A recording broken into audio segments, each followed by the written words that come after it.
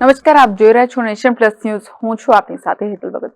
સુરતના લીંબાત ગોવિંદનગર વિસ્તારમાં મોડી રાત્રે આગનો બનાવ બનવા પામ્યો હતો, જેમાં કાગળ અને કાપડના ભંગારના ગોડાઉનમાં ભીષણ આગ લાગતા અફરાતફરીનો માહોલ સર્જાયો હતો. સુરતના લીંબાત વિસ્તારમાં આવેલા કાગળ અને કાપડના ભંગારના ગોડાઉનમાં મોડી રાત્રે ભીષણ આગ ફાટી નીકળી હતી. ઘટનાની જાણ થતા ફાયર વિભાગ ઘટના સ્થળે દોડી ગયું હતું અને કલાકોની જહેમત બાદ આગ પર કાબુ મેળવી લીધો હતો. આગની ઘટનામાં કોઈ જાનહાનિ થવા પામી નથી, જોકે ગોડાઉન બળીને ખાખ થઈ ગયું છે. મળતી માહિતી પ્રમાણે લીંબાત વિસ્તારમાં આવેલા ગોવિંદનગર ખાતે એક કાગળ અને કાપડના ભંગાનું ગોડાઉન આવેલું છે, જ્યાં મોડી રાત્રે અચાનક આગ ફાટી નીકળી હતી. આગની જ્વાળાઓ આસમાન સુધી ઊંચી થઈ જતા સ્થાનિક લોકોમાં ભારે અફરાતફરી મચી ગઈ હતી. ભંગારના ગોડાઉનની આગની જાણ વિભાગને કરવામાં આવી હતી. આગ મોટી હોવાથી ફાયર વિભાગનો મોટો કાફલો ઘટના સ્થળે દોડી ગયો હતો. ફાયર ઓફિસર રોહિત ખલાસીએ જણાવ્યું હતું કે ઘટનાની જાણ થતાં જ ફાયર બ્રિગેડની ટીમ ઘટના સ્થળે દોડી ગઈ હતી. 4 ફાયર વિભાગની 7 ફાયર ફાઈટરની ગાડીઓની મદદથી કલાકોની જહેમત બાદ આગ પર કાબુ મેળવવામાં આવ્યો હતો. જોકે ત્યાં સુધીમાં આગે આખું ગોડાઉન બળીને ખાખ કરી દીધું હતું. આગ લાગવાનું ચોક્કસ કારણ હજી સુધી જાણી શકાયું નથી. આગ લાગવાના કારણોની તપાસ કરવામાં આવી રહી છે.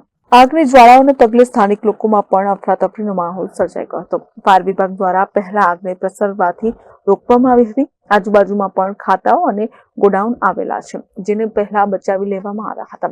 આગનું પ્રાથમિક કારણ શોર્ટ સર્કિટ હોવાનું શક્યતા છે. હાલ તો આગની ઘટનામાં કોઈ જાનહાનિ થવા પામી નથી, જેથી ફાયર વિભાગ અને લોકોએ પણ રાહતનો શ્વાસ લીધો હતો.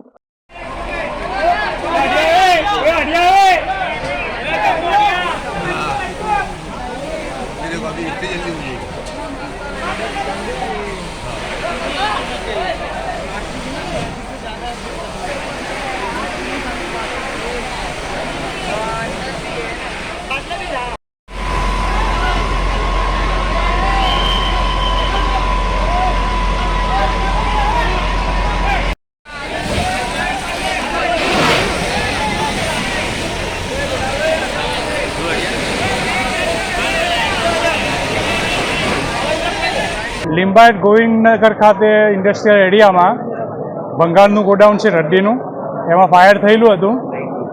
ફાયર થોડું મોટા પ્રમાણમાં હતું. આગ દૂરથી દેખાતી હતી. એટલે અમારે 4 ગેટની ગાડીઓ અહીંયા હાજર હતી. લગભગ 7 થી 8 ગાડીઓ હાજર હતી. એટલે ખૂબ જ શોર્ટ સમયમાં અમે આગ ઉપર કાબુ લઈ લીધો અને આજુબાજુ જે ખાતાઓ છે એમને બચાવી લીધા છે. ગોડાઉન સંપૂર્ણ નાશ થઈ ગયું છે, પણ આજુબાજુના ખાતાઓ અમે સહી સલામત બચાવી લીધા. આગ લાગવાનું કઈ કારણ છે? કારણ હજુ જાણવા મળ્યું નથી. એ રદ્દીનું ગોડાઉન છે, છૂટું છવાયું કાગળ અને કાપડ હોય ને એનું. કોઈ જાનહાનિ થયેલી છે? ના, કોઈ જાનહાનિ નથી. બ્યુરો પર નેશન પ્લસ ન્યૂઝ સુરત. સમાચારોના સતત અપડેટ મેળવવા માટે અમારી નેશન પ્લસ ન્યૂઝની યુટ્યુબ ચેનલને સબસ્ક્રાઇબ કરો, બેલ આઇકન દબાવો અને જોડાયેલા રહો ફેસબુક, ઇન્સ્ટાગ્રામ અને ટ્વિટર પર.